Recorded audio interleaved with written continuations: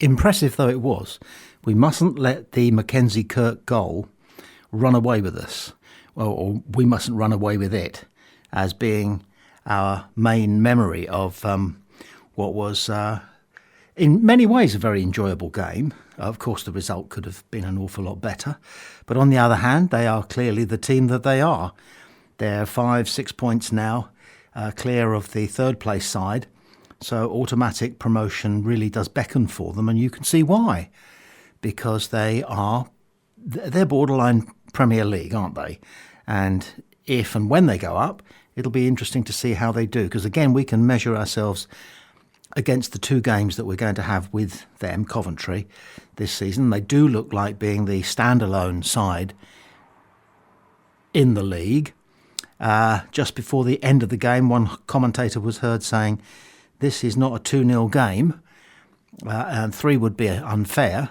I think Coventry were still throwing men forward. They do that. They do attack in numbers. They will string 3 men across the front when we are pressing with the ball. They want to score goals. They're happy to win 4-3 as opposed to 1-0. And it made for good viewing. They were a bulky team, chunky, weren't they? Quick, strong, and unequivocal in their tackling. Just ask poor Adrian SEGGS. We'll wait with bated breath to hear the extent of his injury. It looked to me as though he was raked down the back of his calf with a couple of pretty heavy-duty studs, a bunch of heavy-duty studs, I should say. And it hurt. It hurt. Whether any damage was done that's going to mean that we don't have the opportunity of having him even on the bench against Stoke, obviously we won't find that out until 2 o'clock on Saturday afternoon against Stoke. Is it a 3 o'clock kickoff? Or is it a 12:30? It's so easy to get confused these days, isn't it, about our kickoff times? But let's talk about the game. KIRK could well be somebody, couldn't he? Do you know what we liked about him? The fact that as he struck that ball over the keeper, as he struck it, he turned away and started celebrating. He didn't even watch it. You watch it back. He doesn't even watch it go into the net. Why? Because he knows it's going into the net. This is a striker. This is a proper striker. Now, I hope this doesn't make Colby Bishop nervous, but this young man might just be the real deal. And that would be fantastic, wouldn't it? It was a great goal. Great goal. Yeah, it was a pretty great goal, the way he took it. He had the cool. Is he still a teenager? I think he is. To lob the keeper in that position, in that circumstance. It was brave. Some of the older players wouldn't have been that brave. They would have gone for the percentage effort to bring it down and strike it low across the keeper. But KIRK did the right thing. And he scored the goal. So we can put that in our back pocket and keep that warm for future Saturdays, I would say. Who else had a good game? There are a lot of good games out there. Coventry, I thought, were going to run out of steam because in the first half, it was just like watching a pink blanket out there. They were everywhere. Where they were in particular was closing down the options of the player on the ball to work triangles and patterns. A Pompey player on the ball in midfield, working the ball out from the back, would receive the ball and would then be looking up for an angle, a 10-yard pass, a 15-yard pass, and work the ball. But they were everywhere around. There were 5, sometimes 5 pink shirts around the Pompey player who just was receiving the ball. And sometimes the ball wasn't given to the Pompey player in a particularly sensitive way that indicated where the person passing the ball to the Pompey player expected that Pompey player to then move the ball on. This is an important part of football that I think sometimes gets far too little attention. The sensitivity of the pass. When you pass the ball to a colleague, especially if you're playing against a team that is closing down everywhere, the pass has to give some indication of what you're supposed to do with it when you've got it. You don't just give it to the guy. There you are, have it, mate.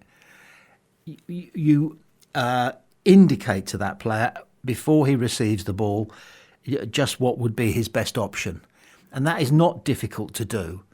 And it's something that we need to work on, in my view, my humble opinion. What else around the pitch? Bursic had a great game. He stopped everything. He stopped some simple shots, because sometimes simple shots aren't so simple. But he did that. He took the ball cleanly. He made a couple of flying saves. His kicking, it's still not what we're paying him for. We're paying him to be a goalkeeper, but we wouldn't mind the kicking being just a little bit better. The best pass he made throughout the game, I think I remember, was a throw out. And he threw it 30 or 40 yards into the path of Yang, who couldn't quite get going on this during this particular match. But he will tear you apart again. So we're happy to have him. I've got to go straight to SEGGS and say what a terrible thing for him to get raked with just 9 minutes on the pitch. And he was clearly in a lot of pain. I can't recall whether the referee even gave a foul for it. There was so much going on that pitch that the referee missed a whole number of things. There was an occasion when Yang went for a penalty. I'm not saying he was feigning anything, but it looked as though there was a shout for a penalty. The ball went for a goal kick off Yang, and the referee gave a corner to us. So it was all going off, and it was probably, 6 of one and half a dozen of the other with so many of these borderline decisions. But he came off. Yang came off for SEGGS, and that seemed like a sensible substitution. Devlin came on for Swanson. They worked on Swanson. They gave him a hard time. They put their boy Asante on him, and he's formidable. You wouldn't want to face him on a football pitch. He's solid, quick, and uncompromising. And he gave Swanson a bit of a run around. No shame on Swanson at all in that. He'd give anybody a bit of a run around. But the faithful were delighted to see Terry Devlin come on. Paul Colby-Bishop had an excellent game in terms of attracting the ball to himself and still managing to acquire quite a lot of possession, even in difficult circumstances. But generally speaking, he was smothered, and they were good at that because they're top-class defenders. Of course they're going to be good at that. They were big, they were mobile, and they knew almost as many tricks of the trade as Colby. But he remains a quality footballer, an asset, and somebody who will pretty soon be scoring goals on the old world-famous regular basis. Bianchini came on for Ogilvy. That was a brave substitution because it meant that we were three at the back. Nobody could quite work out which three it was who were at the back. Was Pack in the middle of the central of the three? Was he the centre back of the three centre backs or whatever? Matthews seemed to be playing right wing from time to time, but we clawed our way back into the game in the second half. We probably almost gave as good as we got, but didn't. And we created a few chances, but nothing that you would consider a squandered chance because they were there in numbers and they defended extremely well. Swift is out for the game against Stoke. It's understood that that's his 5th yellow card. If we can't count, then many apologies. But we think we can count, and we think that was his 5th yellow card. Not particularly necessary yellow card because I think we were covered. He could have simply tracked back and not pulled the man back, but he chose to make that decision. He's a professional. He knows what he's doing. So who are we to criticise anything that he does? Connor Chaplin continues to grow into the blue shirt, or back into the blue shirt. He was possibly the man who played Asante onside for their first goal, but I think there were a couple of others as well who were a little bit slow in moving forward, which is what you do in a situation such as they were in. You move forward so that the goalkeeper is the last defender, and therefore anybody who is between the back line of your defence and the goalkeeper will be offside, and ought to be interfering with play. That's standard stuff. But he held his ground a little bit, Connor Chaplin. But then, of course, he was proved right to do that, because 10 minutes later, they had a cracking chance, a huge shot, came in, it was goal bound, and Chaplin was standing right where he would have been playing somebody onside, but it meant that he could get a brave header on the ball and head it away. So, who's right and who's wrong? Who knows? He knows what he's doing. Like Swift, Chaplin and Pack, we've got some really experienced heads out there, and whatever Chaplin's decision is, moment by moment on the pitch, it's a good bet that it's the right decision. But the highlight of the first half in some ways for us, because we were goal down going into half time and we weren't sure whether we could pull it back. It was a shame that we lost the toss and had to attack the wrong end as far as we're concerned in the second half. But one of the highlights of the first half was a good spirited difference of opinion between Misery Guts Frank Lampard. He's been Misery Guts, isn't he? And John Messino. And I think it stemmed from a penalty claim that we had overturned, maybe. We'll never know. But it was clear that they were disagreeing with each other. And one commentator was heard speculating that Messino had actually said to Lampard, "Do you want to take it outside? Let's take it outside." That would have... No, you'd pay your money, wouldn't you? Wouldn't you? You would pay your money to see those two having a verbal altercation outside the ground. Obviously, they're grown men and they are law-abiding citizens, and there would have not been a breach of the peace. But I think it does the 22 men on the pitch, not to mention the 18,000 people inside the stadium, good to realise how much these overpaid and often overestimated individuals who manage football clubs, how much they care. How much they care. They do not want to lose. Forget the bonus money, forget the salary, forget the mansion in the country and the extremely fast car, forget all of that. They do not want to lose a game. And I think that was fairly evident in their passion that they showed in and around the technical areas. I don't know how they enforce these tactical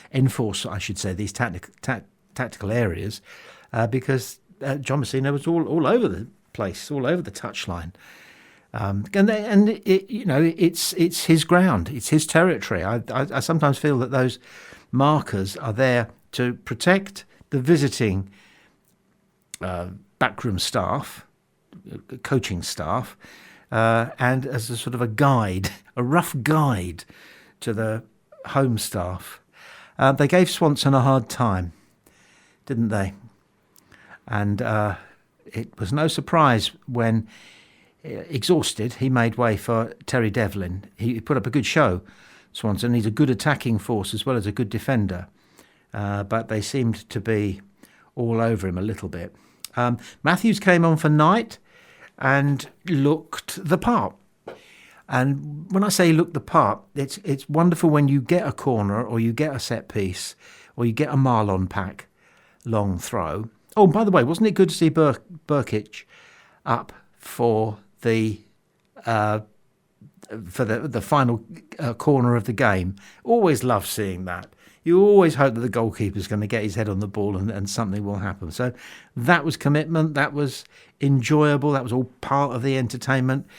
But Matthews does look as though he could be quite a commanding centre-back, partly because if he isn't 6'4", he certainly looks 6'6". Do you know what I mean? He when he goes up for a corner, he does appear to be 6 inches taller than everybody around him. And that has an effect on defenders. That has an effect on a side who are defending their own goal, that there is somebody in there who's not Peter Crouch by any means, but has that sort of presence of height that makes you think, how are we going to mark this guy? Who are we going to put on him? Because we're a muscular side and we're chunky, but we don't have any beanstalks. So it was good to see him.